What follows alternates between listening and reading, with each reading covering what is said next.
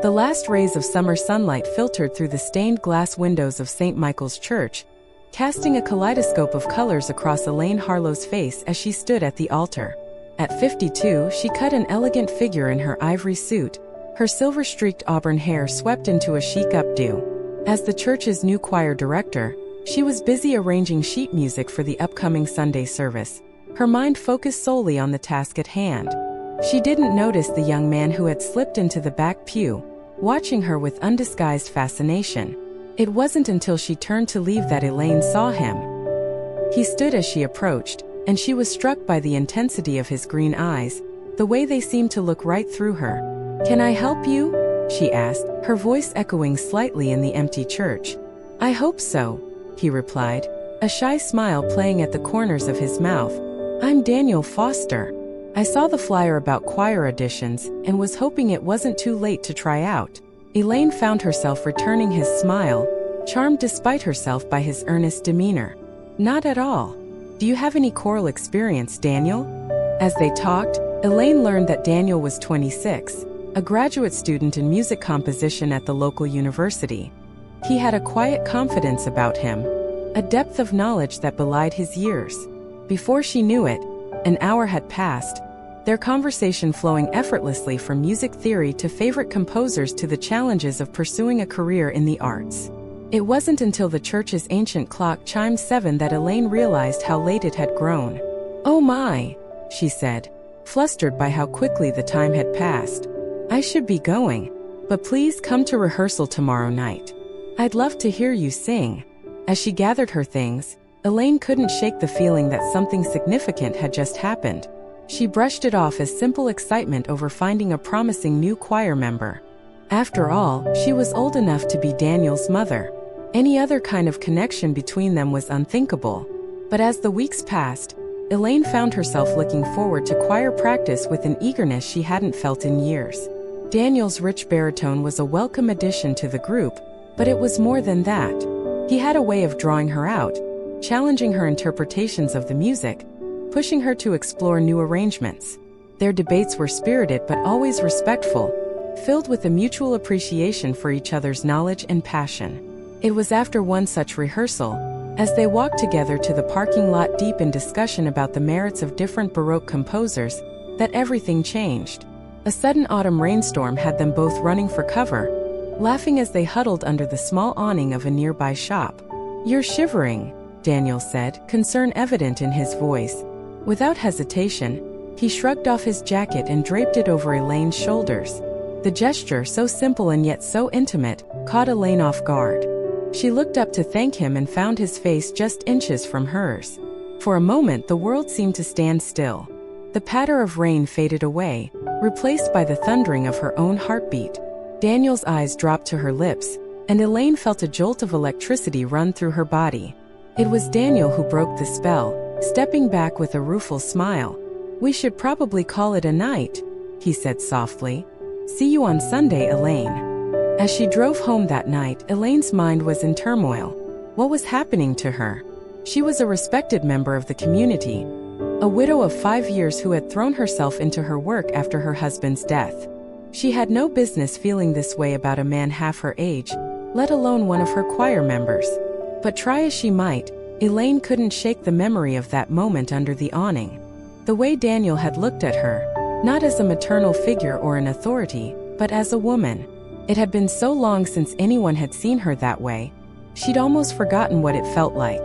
The next few weeks were an exquisite torture for Elaine. She threw herself into preparations for the upcoming Christmas concert, using the music as a shield against the growing attraction she felt for Daniel. But every stolen glance, every accidental touch as they pored over sheet music together, only served to fuel the fire burning inside her. For his part, Daniel seemed oblivious to her inner turmoil.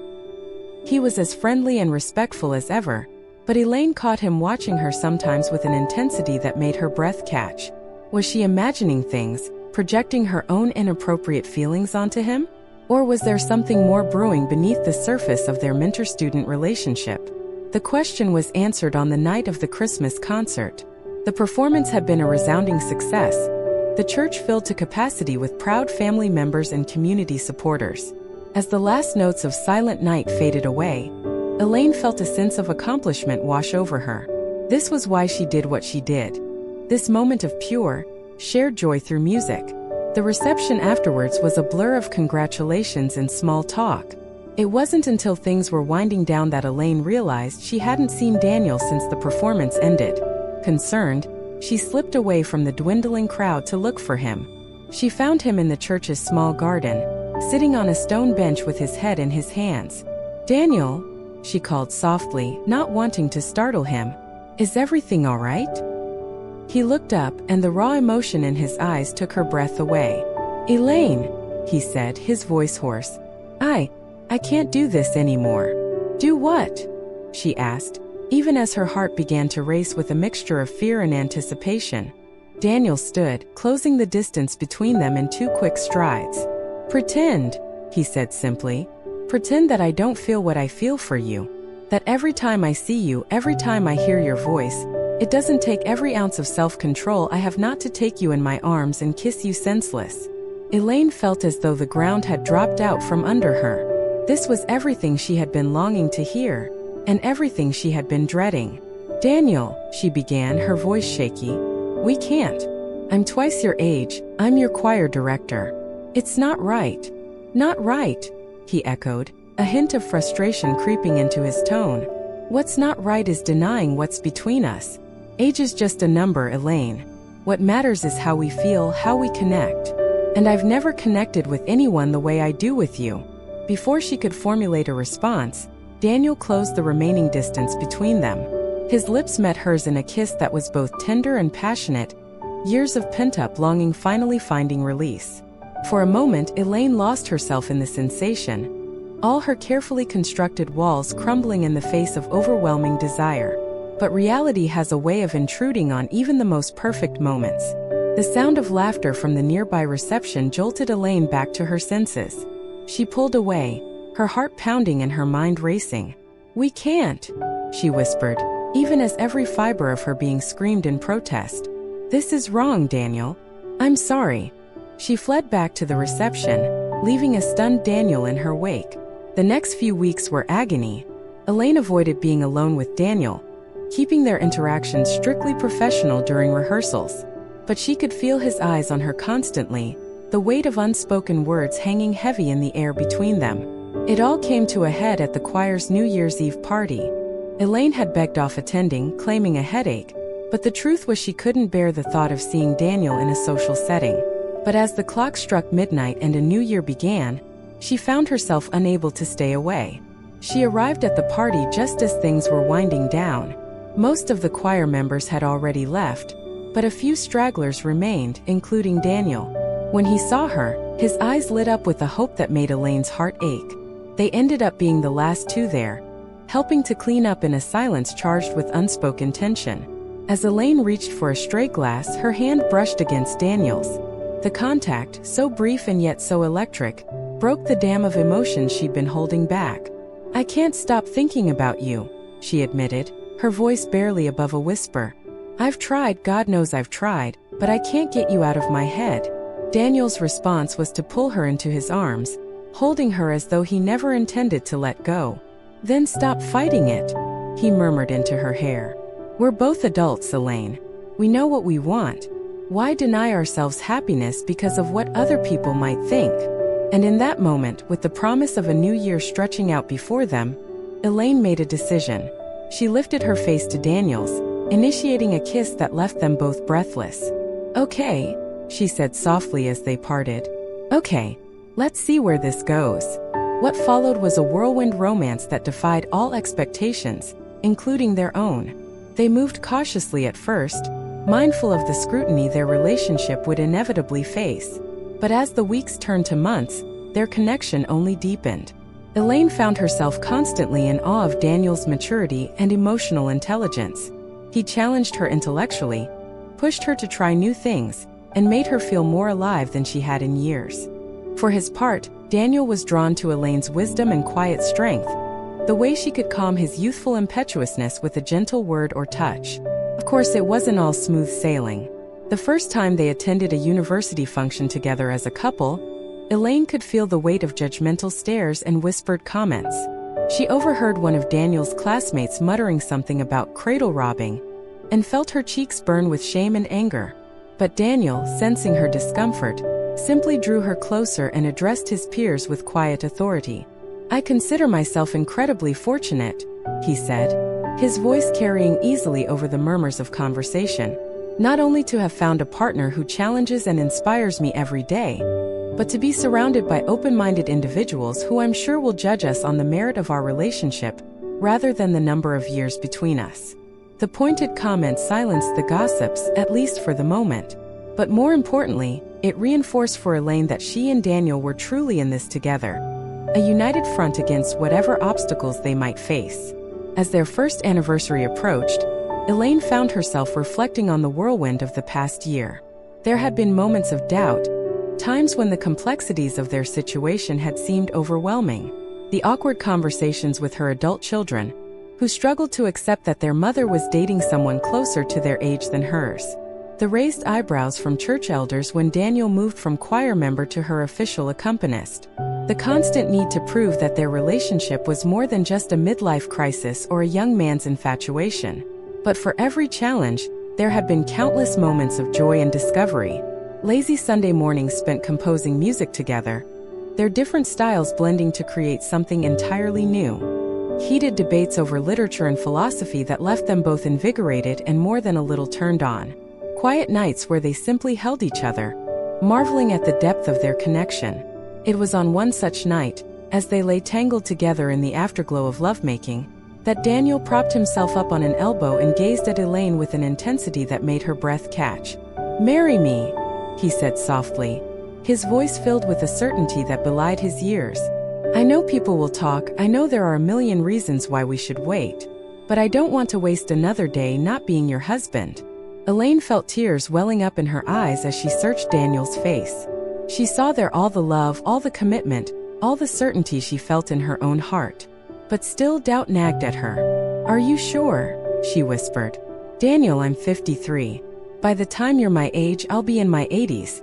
Are you really ready for that?" Daniel's response was to pull her close, pressing a tender kiss to her forehead. "Elaine," he said softly, "I'm not in love with some idealized version of you. I love you, all of you, exactly as you are. The time we have together, whether it's 5 years or 50, is precious to me. I want to spend every moment of it as your partner, your lover, your husband." And in that moment, all of Elaine's doubts and fears melted away. "Yes," she breathed, pulling him down for a kiss that was both tender and passionate. "A million times, yes." The wedding was a small, intimate affair, attended only by their closest friends and family. As Elaine walked down the aisle, her eyes locked on Daniel's, she felt a sense of rightness settle over her. This was where she was meant to be, consequences and complications be damned. In the years that followed, Elaine and Daniel's relationship continued to evolve and deepen. They faced their share of challenges, health scares, career setbacks, the inevitable moments of doubt that creep into even the strongest partnerships. But through it all, their love remained a constant, a source of strength and comfort in an ever-changing world. They built a life together that was rich in love, creativity, and shared purpose. Daniel's composition career took off, his unique style earning him acclaim in the classical music world. Elaine continued to direct the choir, but also found a new passion in teaching music to underprivileged youth, inspired by Daniel's belief in the transformative power of art. As Elaine's 60th birthday approached, she found herself taking stock of her life. She had never imagined 7 years ago that she would be where she was now, married to a man 26 years her junior, embarking on new adventures and challenges she thought were long behind her.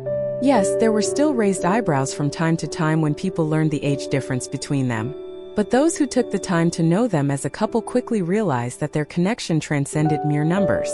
They balanced each other perfectly, each bringing unique strengths and perspectives to their partnership. On the morning of her birthday, Elaine woke to find Daniel watching her with a tender smile.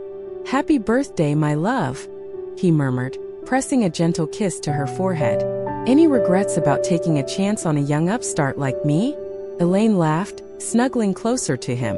"Only that we didn't find each other sooner," she replied. "Every day with you is an adventure, Daniel. You've opened my eyes to possibilities I never even knew existed. How could I possibly regret that? As they lay there, wrapped in each other's arms with the soft morning light filtering through the curtains, Elaine felt a profound sense of gratitude wash over her. Their love story might not have followed a conventional path, but it had led them to a place of deep fulfillment and joy. She thought back to that first meeting in the church, the spark of connection that had ignited between them despite all logic and reason. How could she have known then that this bright-eyed young man would become the love of her life, her partner in every sense of the word? Life, Elaine realized, had a funny way of surprising you. Sometimes the greatest loves, the most profound connections, came in the most unexpected packages. She and Daniel had faced judgment, overcome obstacles, and emerged stronger for it all. Their love, tested by time and circumstance, had proven itself to be enduring and true. As they got up to face another day together, Elaine felt a surge of excitement for whatever the future might hold. With Daniel by her side, she knew she could face any challenge, embrace any new adventure. Their love, unexpected and profound, had weathered every storm. And in doing so, it had blossomed into something rare and precious, a testament to the power of following one's heart, no matter where it might lead.